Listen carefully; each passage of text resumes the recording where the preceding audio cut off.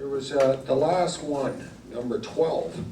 I'd like to know who came up with that question because it's ridiculous.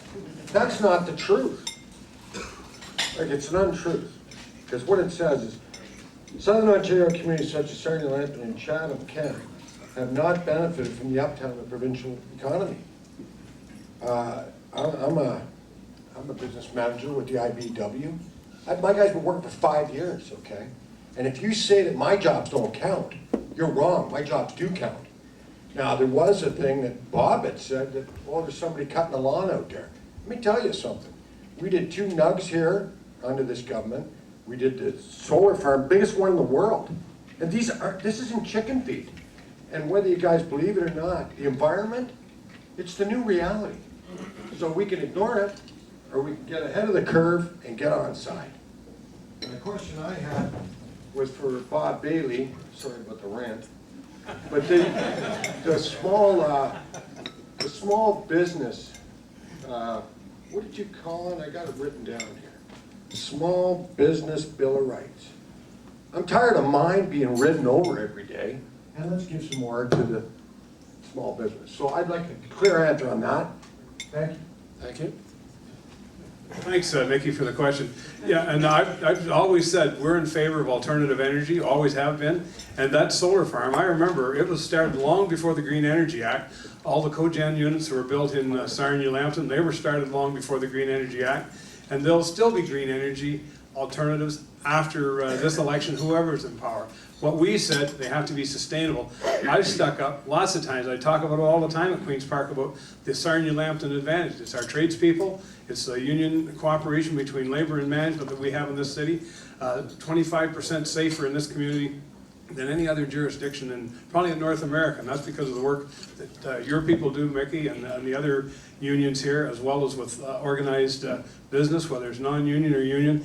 And I think it's a record you need to be proud of. It's a work that I'm proud of. I've worked with all the different locals in my office every day on a daily basis, advocating for seniors, people that are on pension. So our Small Business Bill of Rights, all it says is we're going to take a look at being the best friend of small business who provide most of the jobs in this country outside of maybe Sarnia, Lambton. I know there's a lot of people in small business that are employed here. Sure, thank you.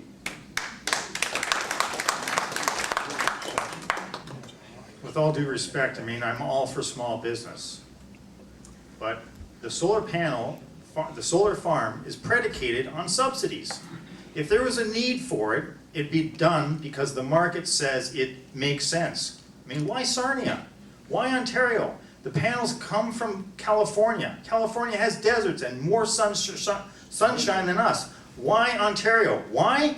Because Dalton McGuinty, through the Green Energy Act, is subsidizing about 80 cents a kilowatt hour that we all pay for.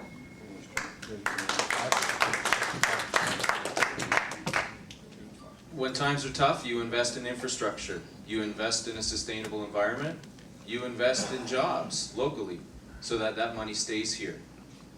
They're not subsidies, they're investments. I'm sorry to disagree with you. They're investments in our future, they're investments in our children's health, and they're investments in infrastructure that we're going to depend on for many years to come.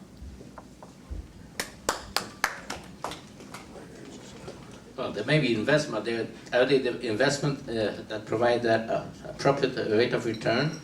When the sun isn't shining, when the wind isn't blowing, what do you call? You know, you do have to buy the power somewhere else. So this is investment, all right, and I do not rule out the possibility of continuing with sun, just like they do in China.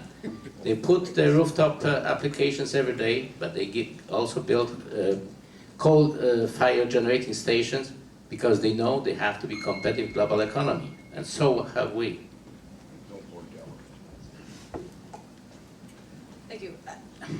When we're talking about green energy, we're talking about building our energy sector. That's exactly the key word here, building. So currently, wind and solar account for 3% of our energy mix. So you hear the number, we're paying 80 cents, we're subsidizing. That's not true. That 80 cents represents about $3 on your energy bill. We have aggressive target that sees us going up to 2020, where we're seeing our clean energy sector accounting for close to 13 to 20% of our energy mix. This is called planning for the future. We have to get away from the pocketbook discussion that sees us only voting and looking at the reactionary aspect of politics. We need to look at how we build, how we invest. That's what you're seeing on your energy bills. That's a guarantee that you have clean sources of power to keep the lights on when you need them.